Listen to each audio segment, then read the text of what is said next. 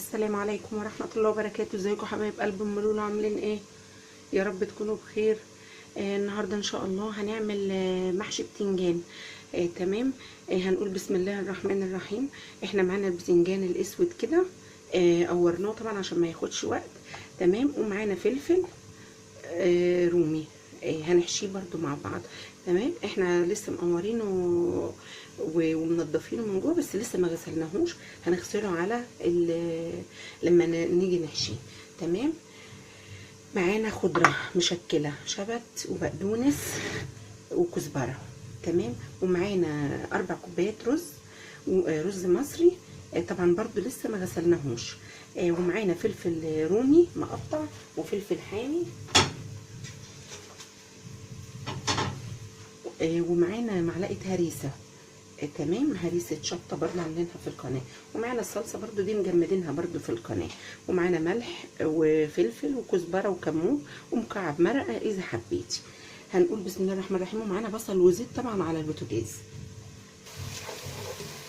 اهو يا حبايبي. احنا طبعا عشان ما ناخدش وقت في المحشي، احنا البصله صفرناها على البوتاجاز. تمام. وعلشان تخلي ريحه البصل والتسبيكه بتاعتك حلوه، احنا هنشوح معلقه الهريسه دي والفلفل الحلو والليمون اللي مقطعينه. تمام. شايفه اللون جميل ازاي؟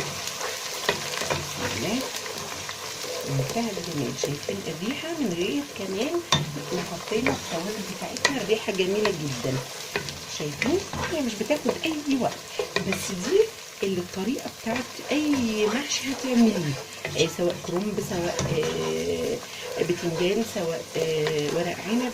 دي الطريقه الاساسيه اللي بتعملي بيها اي محشي. طبعا الفلفل الرومي هنا بيدي ريحه في منتهى الجمال، والحامي والهريسه دي بتدي ريحه للبصله كده وانت بتشوحيها على البوتاجاز. تمام. تدي ريحه في منتهى الجمال. يعني مش عايزه اقول لكم لسه كمان ما حطيناش توابل ولا اي حاجه. وهنا معانا الصلصه. طبعا احنا كده خلاص هنحط، يعني مجرد انها يعني تدي لون ذهبي كده وتشوحي فيها الفلفل الرومي والحامي والهريسه، تنزلي بالصلصه بتاعتك بس كده. مش هنعمل اي حاجه تاني. هنسيبها بقى تتسبك خالص، هنسيبها تتسبك. الصلصه دي على فكره لسه مطلعاها يعني من الفريزر، فجامده شويه. هنسيبها تتسبك بقى وتاخد راحتها على البوتاجاز، وهنشوف هنعمل ايه. اهو يا حبايبي بصوا التسبيكه بتاعتنا قلت جدا. وبصي الزيت طبعا على الوش دي، تعرفي كده انها اتسبكت تسبيكه محترمه. تمام. احنا كده هنضيف الرز بتاعنا، غسلناه وصفيناه.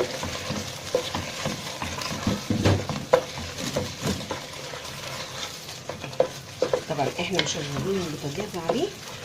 تمام. احنا مش هياخد دقيقه بالظبط البوتاجاز. وهنضيف الخضره كده بس كده، وهنطفي بقى البوتاجاز. احنا الخضره دي المشكله دي، الكزبره والشبت والبقدونس، لازم ما يتحطوش، ما تشغليش البوتاجاز عليهم.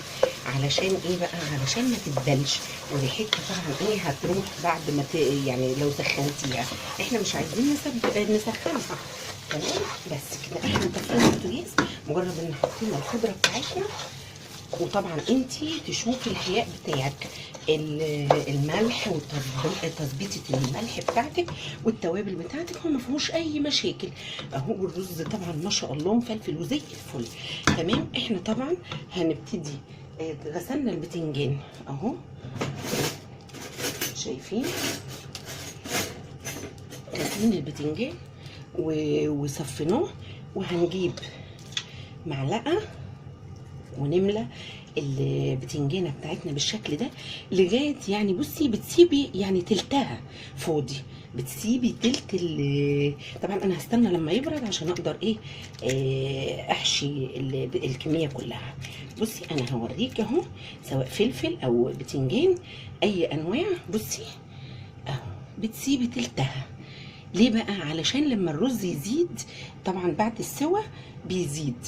تمام. فاحنا مش عايزينه يطلع من البتنجانه بتاعته. خلاص يبقى احنا كده سوينا حطينا الرز بتاعنا. يا دوبك بنسيب تلت كده البتنجانه بتاعتنا لغايه هنا كده، بتسيبي يعني مساحه علشان لما الرز يستوي كده ويزيد وينفش هتبص تلاقي ايه، لو مليتيها على الاخر طبعا ايه هيفرقع الرز كله، هيطلع بره البتنجان بتاعك، سواء فلفل او بتنجان او كوسه بتعمليه بالشكل ده.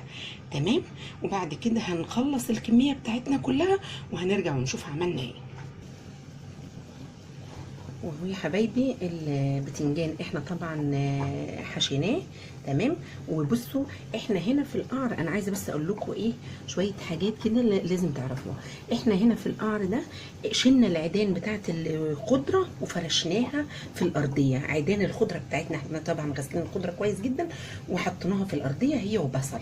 تمام. وجبنا معلقتين زيت رشيناهم على البتنجان، معلقتين بالظبط كده عشان البتنجانه تبقى بتلمع.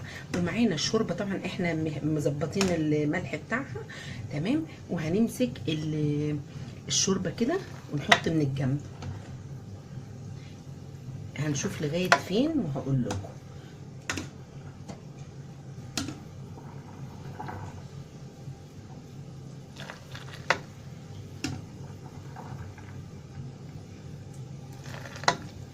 بصوا كده شايفين احنا يعني ايه لغايه بالظبط نص الحله بتاعه المحشي، علشان ما يبقاش ايه كتير.